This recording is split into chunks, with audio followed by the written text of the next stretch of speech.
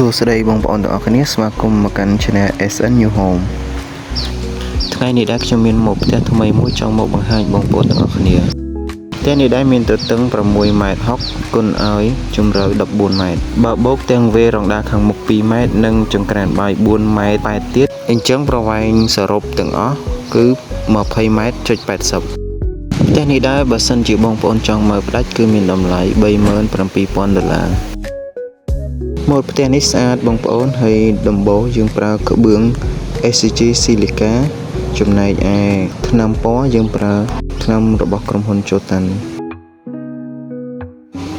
ឥឡូវសូមនាំអារម្មណ៍បងប្អូនទាំងអស់គ្នាចូលទៅមើលផ្នែកខាងក្នុងវិញម្ដង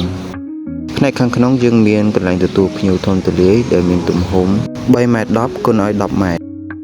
ផ្នែកខាងក្នុងនេះដែរយើងមានបន្ទប់គេងចំនួន3ឥឡូវសូមនាំបងប្អូនទាំងអស់គ្នាចូលទៅមើលបន្ទប់ទី1បន្ទប់មេគ្រួសារបន្ទប់នេះដែរយើងធ្វើជាពីដានម៉ូដ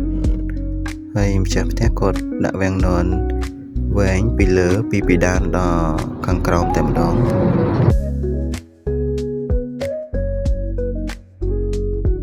បន្ទប់នេះដែរគឺមានបន្ទប់ទឹកមួយ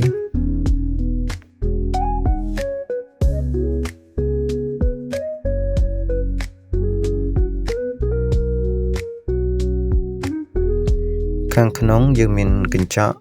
ឡាបូមានត្រង់នេះត្រូវនៅដាក់សាប៊ូហើយនឹងបង្គន់យើងប្រើម៉ាកឡូម៉ាមានទាំងរ៉ូប៊ីណេផ្កាឈូកចំណែកឯទឹកក្តៅត្រជាក់ម្ចាស់ផ្ទះគាត់ទិញដាក់ខ្លួនឯងទេ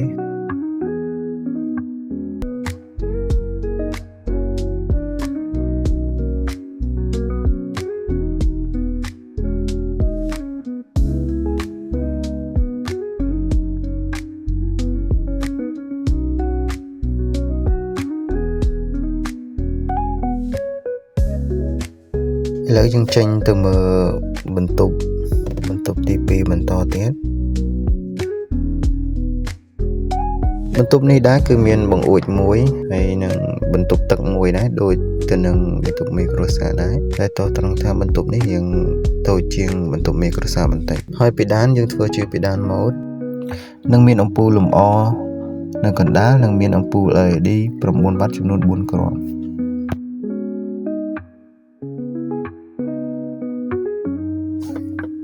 ចំពោះបន្ទប់ទឹកនេះដែរយើងប្រើជាទ្វារជ័រទំហំ 0.66 គុណឲ្យ1.8 ម៉ែត្រ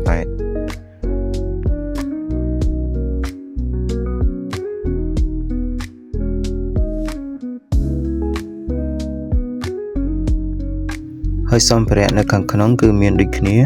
មានកញ្ចក់មានទំនើដាក់សាប៊ូមានបង្គន់ឡូម៉ា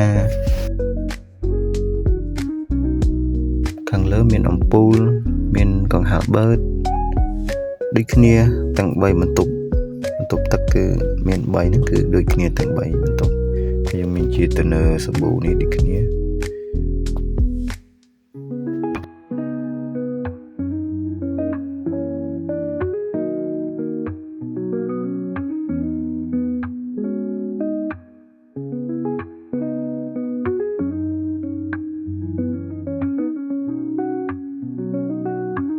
ឥឡូវយើងចេញទៅខាងក្រៅវិញហើយនេះគឺជំនាញផ្ទះចាស់ផ្ទះគាត់ទិញរួចហើយតែអត់ទាន់បានរៀបចំដាក់ទេឥ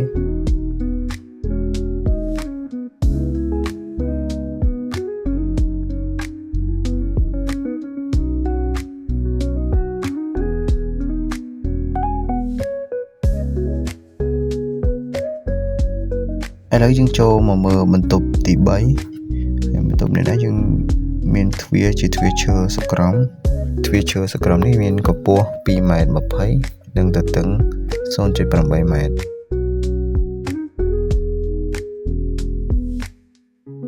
បន្ទប់នេះដែរគឺអត់មានបន្ទប់ទឹកនៅខាងក្នុងនឹងទេហើយយើងមានពីដានជាពីដានម៉ូដដូចគ្នាគ្រប់បន្ទប់គេងទាំងអស់គឺមានពីដានជាពីដានម៉ូដ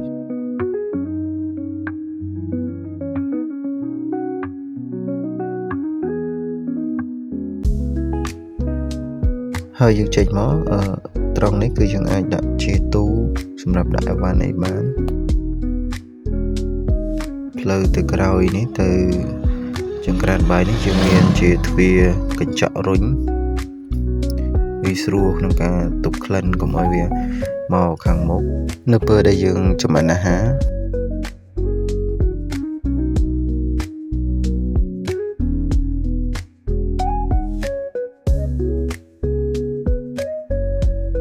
ចំណែកឯយើងចូលមកដល់ក្នុងចង្ក្រានបាយយើងមានច្រកចេញទៅក្រៅមួយហើយដំបូលខាងលើយើងប្រើជាអេសឡង់ដើម្បីទប់កម្ដៅយើងមានជាថាសចង្ក្រានយើងរៀបជាប្លុកសម្រាប់ឲ្យម្ចាស់ផ្ទះគាត់ដាក់ជាកញ្ចក់ធ្វើជាទូរ៉ូប៊ីណេលាងចានម្ចាស់ផ្ទះគាត់ចង់បានជារ៉ូប៊ីណេមាន2ហើយចំណែកកណ្ដាលនេះគឺគាត់ទុកដាក់ជាដបសាប៊ូ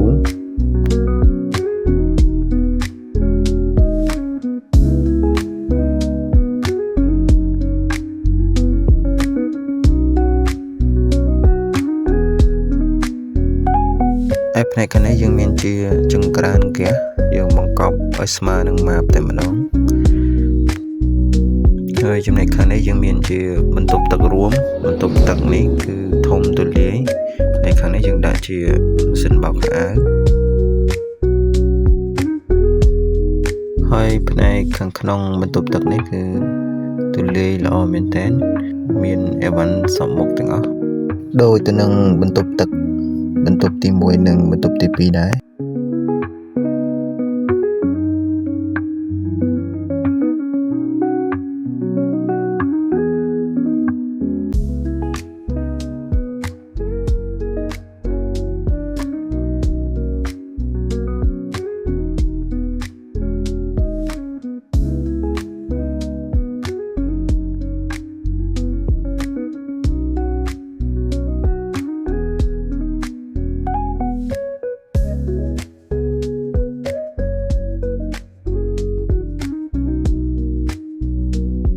បាទហើយវីដេអូនេះមានតែប៉ុណ្ណេះទេ